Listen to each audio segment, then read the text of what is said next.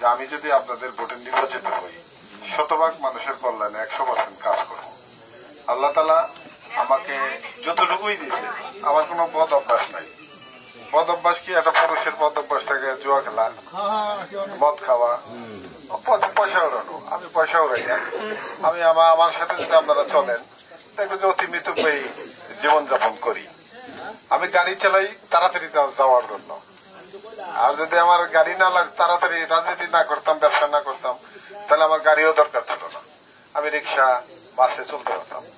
তা আমি মানুষ হিসেবে কেমন, ইতিমধ্যে আপনাদের মধ্যে যারা নেতৃস্থানীয় আছে, মুরব্বীরা আছে, যারা আমার আগের থেকে চিনেন, এখানে কিন্তু আমি একাধিকবার আসছি। হয়তো এত লোক পাইনি, আমি হয়তো হাত মোসাফা করে চলে গেছি।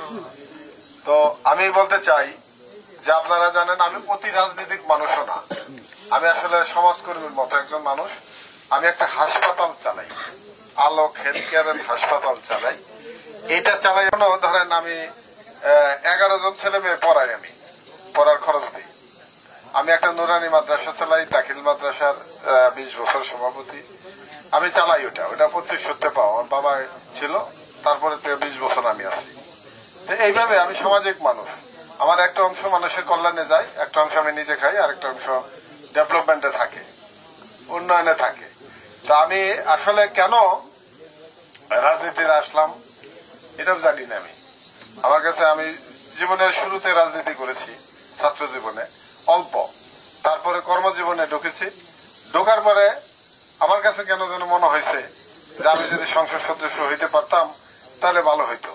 গত 7 বছর আমি কাজ করছি দলের ব্যানারে। আমি মনোনয়নটা পাই নাই। আমাদের নেত্রী বলেছে, তুমি তো নতুন, সামনে কাজ করতে থাকো, ইনশাল্লাহ এক সময় আল্লাহ যদি লেখে পাবা। তো ওই সংসদ সদস্য হইতে পারি নাই। আমি গত মাসের 21 তারিখ পর্যন্ত জানি না যে আমি উপজেলা চেয়ারম্যান হবো।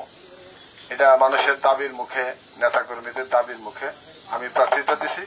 1 তারিখ থেকে কাজ করতেছি। বিশাল উপজেলা, এই উপজেলায় দৌড়ে কোনো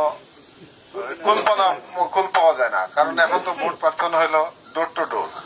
উপজেলা চেয়ারম্যান আর সংসদ সদস্য এত ডোর টু ডোর যাওয়া অনেক কঠিন।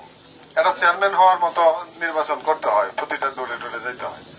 তো আমি আপনাদের সাথে কাজ করতেছি। আপনারা আমার কর্মকাণ্ড বিবেচনা করবেন। আপনারা আমার যারা আমাকে চিনে জানে তাদের সম্পর্কে আমার ধারণা নেবেন।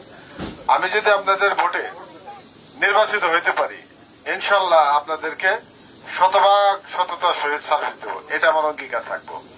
আর পাশাপাশি যে দাবিটা সুজন তালুকদার আছে, সামর্থ্য আছে, ইনশাল্লাহ আমি দেওয়ার চেষ্টা করবো আপনাদের। আর এখন তো কোনো প্রতিশ্রুতি দেওয়া যাবে না।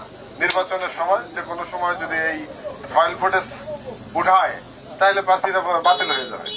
তা আমি মানুষের কল্যাণেই তো কাজ করি, মানুষের কল্যাণ করাই তো আমাদের কাজ, নেতাদের কাজ। তা আমি মনে করি এর মধ্যে 2 ধরনের নেতা তো আছেই, এগুলো বিবেচনা করা আপনাদের। তা আমি আর বিশেষ কিছু বলতে চাই না। আপনাদের কাঙ্ক্ষিত